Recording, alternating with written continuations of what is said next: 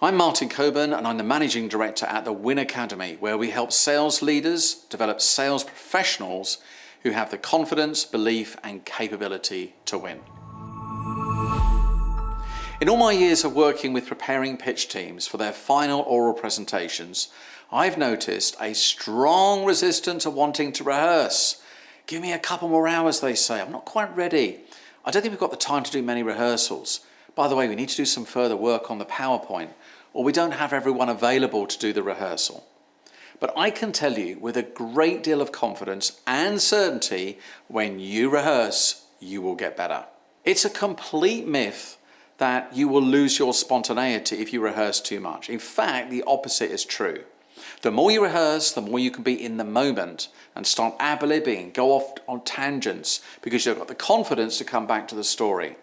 And finally, you can focus more on your performance delivery because the content is locked and loaded. Feedback from the client is really clear. If you want to show us you don't care, then don't rehearse.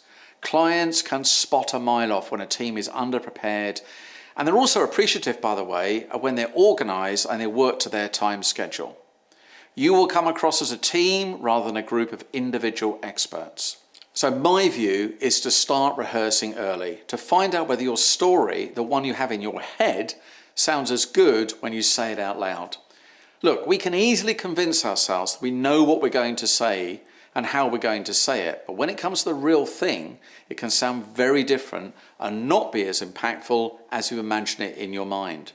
So my advice, go ugly early. Test your content, test the presentation, test the story, so you have time to change it and then refine and go again.